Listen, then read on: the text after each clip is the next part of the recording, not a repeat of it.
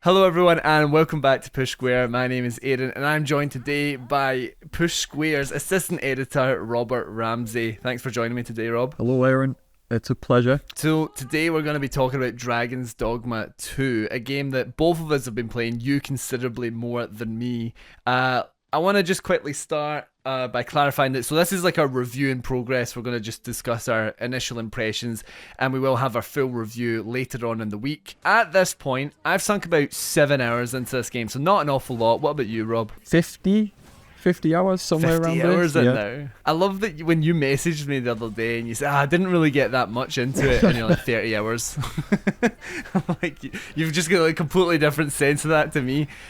So I suppose like general impressions then, what are you thinking of this game? Are you liking it? How are you getting on? It's been quite a while since a game is like, I've been so absorbed in a game like this. The last game I can think of where I truly got like, you know when you get lost in a game, like properly, like it becomes like your new life, basically. I think the last time this happened to me was probably Cyberpunk, when it came out on PS5. Oh, really? And it was actually good. But Dragon's Dogma 2 is like, if you can get into it, it's unbelievably good, I think. That's my impression right now. I mean, my initial impressions so far, like just having a couple of like hour-long sessions here or there, including the intro, it was definitely the kind of game that I felt like last night, as an example. It's getting close to midnight, and I'm thinking I should be going to my bed because I've got work to do in the morning. But I did get that little like, yeah, but I also could just do a little more, like one more request, and like you're saying, it's kind of hard sometimes to like come across a game that actually does that for you, where you like really want to just stay in the world. The thing for me though that like does that, so like why I'm getting that feeling with this game is like I think this does exploration so well. Yeah. You get that open world-ness, I suppose, of like there's a thing over here and we should do that, but I feel like the way that Dragon's Dogma does it's quite natural, and it doesn't really tell you that you need to do those things. It just has you naturally coming across a lot of different things, and that's what I've been like really enjoying about it so far, and it's been extending my gameplay time as well. Yeah, I think that it's like you say, it's that exploration. For it's I would say it's like a sense of adventure, and I think very few open world games nail that. I think you can think of like for me, the games that come to mind in terms of open world games, and this sense of like discovery, like there's going to be something crazy and new around at almost every corner. It's like Elden Ring or Breath of the Wild, or I guess Ghost of Tsushima a little bit, but I think what define Elden Ring and Breath of the Wild is that they don't have maps that are covered in markers and objectives and this, that, and the other. They just kind of say, right, off you go. And I feel like Dragon's Dogma does that as well. But Dragon's Dogma 2 is like, it's not as open as those two games because its world map is made up of like loads of pathways and roads. But those roads are like littered with little things off to the side where you just kind of... Yeah. Well, I mean, my little session last night, I had a pretty normal kind of task of going over. There was a bunch of guys that had been transporting some goods and they hadn't heard from them, so they're like, go over here and see what's going on.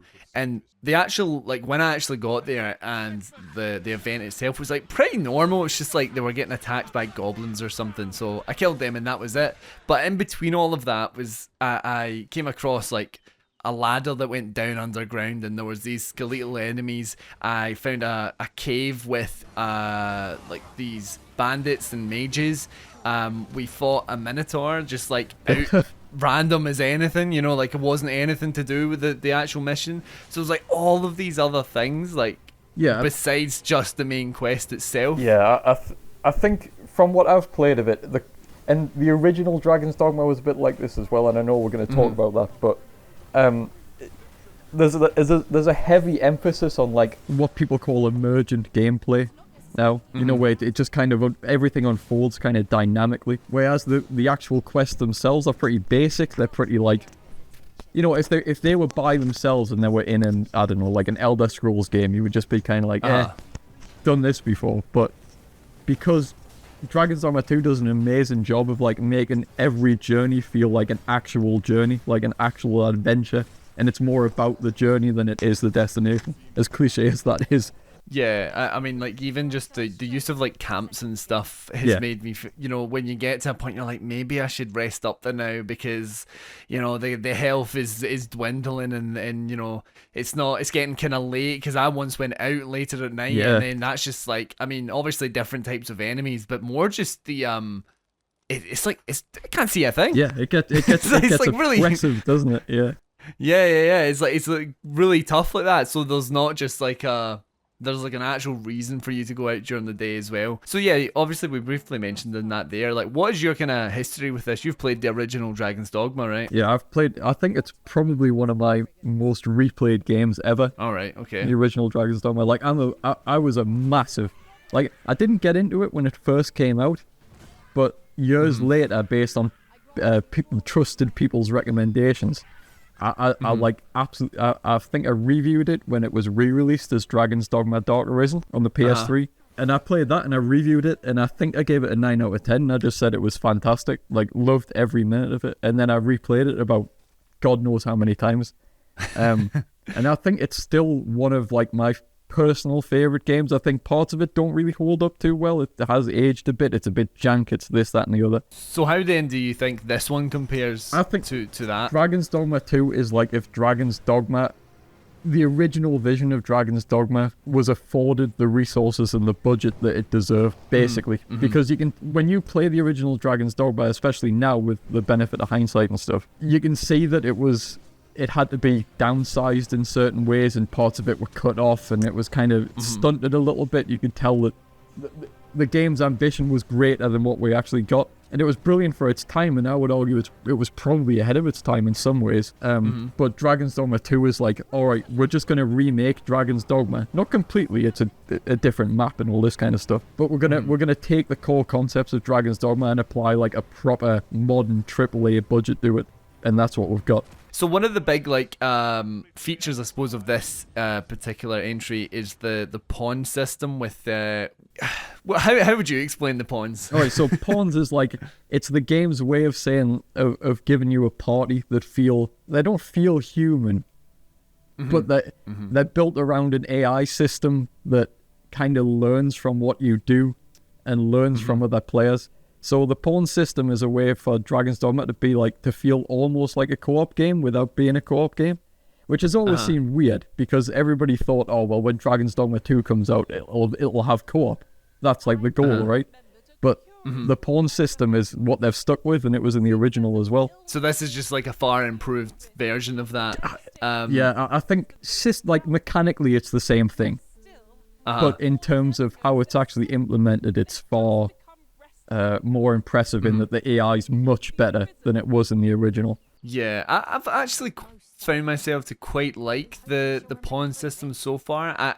I've already had that like little bit of guilt where I don't want to replace my original squad, so I'm just kind of sticking with them. But I do like that there are limitations, and you do hear like repeated dialogue lines and stuff like that. But what I did like is that there's almost like a sense of personality with them, because I have a guy who's like really good for leading the way and all this, but he's just really annoying at the same time. He's quite cheeky. And then like I've got Zilla is someone in my squad who's like really good for like healing and stuff like that. She always seems a bit more like supportive of me and my decisions or whatever. And so I like that there's like a differentiation between like the different pawns, and it's not just like 3 AI companions. I do think they've done well enough to make them sort of feel a little bit more than just computer companions, but as you're saying, like not quite all the way to like actually playing with other players. And the thing is as well about pawns and like the in-game lore is that they're not human. They're like these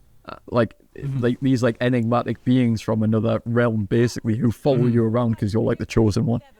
But so they don't quite get emotion and human stuff. They just kind of copy it. They're like weird blank canvas people. And it was like that in the original as well. So I think it kind of gets away with them being a little bit weird and a little bit like not quite like uncanny valley almost in terms of personality.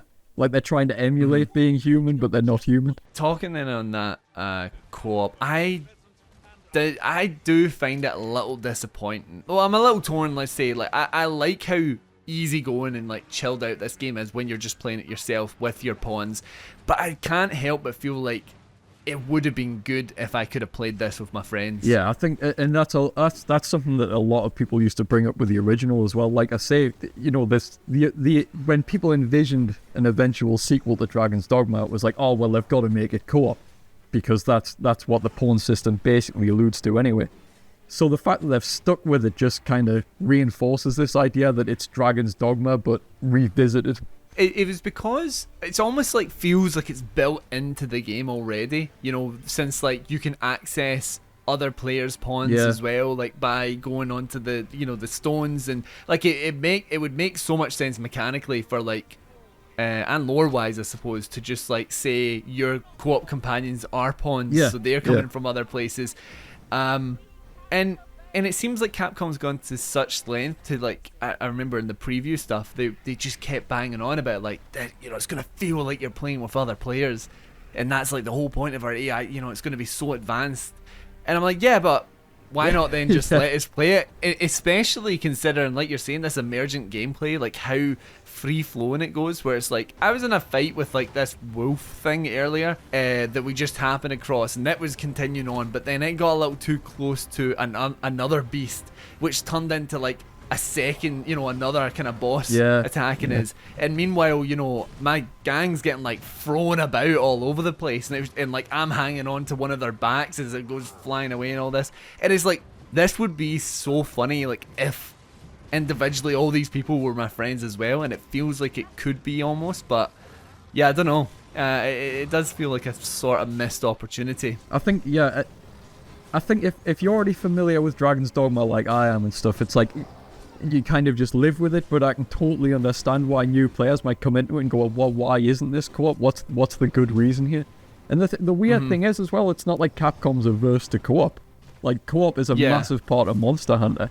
And Monster Hunter World has got a lot in common with Dragon's Dogma 2 and how kind of like emergent the game, like, because in Monster Hunter World you've got these open areas, right, where you're hunting a specific monster, but it could get into a fight with another big monster, and it all kind of goes crazy, and it, you know, you're usually with co-op partners in that game. So I can understand the kind of not really getting why it's the way it is. Yeah, but like I'm saying though, there is still like a really nice like vibe about the whole thing when you're just playing it on your own, and it is the kind of game I feel like I could lose hours and hours just myself.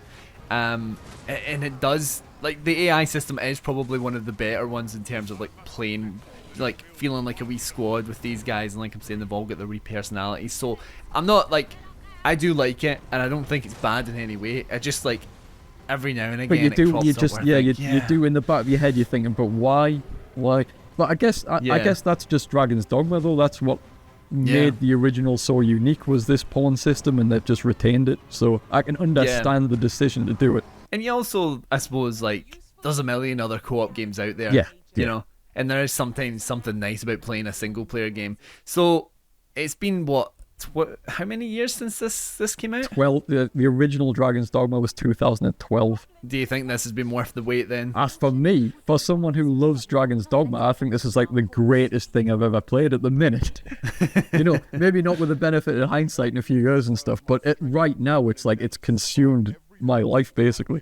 I cannot stop playing it. I'm very interested to see how it evolves for me as like this new player. The thing that I was slightly surprised with, I suppose, is like, I spoke to you the other day about it, was the lack of like dialogue and stuff. Yeah, I just felt like there would have been a little bit more played out like that, but you're just essentially pressing X after they say something, and your character's saying something in between that you're not hearing, because they would go like, "Oh, great, thanks for that, man," and you're like, "What did what?" Like, yeah, like you know, there's silent protagonist syndrome. That is probably the thing that I found a little bit surprising. I'm very curious to see how, like, story wise, it evolves for me, but at the moment it's just pure. It sounds like such a cliche, but it's one of those like, oh, it's the journey, it's not the destination. That seems like the whole point in this game. The entire point of like the original Dragon. When I first played the original Dragon's Dogma, I thought the story was crap because I was like, it's barely a story. You know what I mean? Like, yeah. But on repeat playthroughs, and especially as I got a bit older, and I started to realize what Capcom was trying to do with it, and it's like very subtle, and there's weird themes to it, and like the pawns are weird, and there's all these like undercurrent narrative beats to it that you don't really pick up on when you first play it. You know, if you're approaching it like, oh, this is just a classic fantasy RPG, and you're expecting a story and characters and this, that, and the other, it's not really that kind of game. And Dragon's Dogma 2 is the same way. Capcom just prioritizes gameplay over everything. There is a story here, and it is pretty interesting. There's like political intrigue to it and stuff, and I would say there's a slightly heavier emphasis on it compared to the first game, but it's not the focus, nowhere near. And I think it's like the combat system is I've been really enjoying so far, and I'm really early in. Like, I don't have a lot of skills and stuff, and obviously you've got your vocations, which we didn't really talk about at all here, but yeah, you can hear our more in-depth thoughts when it comes to the full review, so make sure that you're subscribed to the channel for that when it drops. But I want to thank Rob for hanging out with me today to talk about Dragon's Dogma 2. Yeah, I could talk about this game for hours, Aaron, so I think it's probably best that you cut it off here. Thank you everyone for watching our discussion on Dragon's Dogma 2. While you wait for that full review, why not leave a comment down below letting us know what you think of the gameplay that you've been watching here today. Anyway, until next time, I've been Aaron, and this has been Push Square.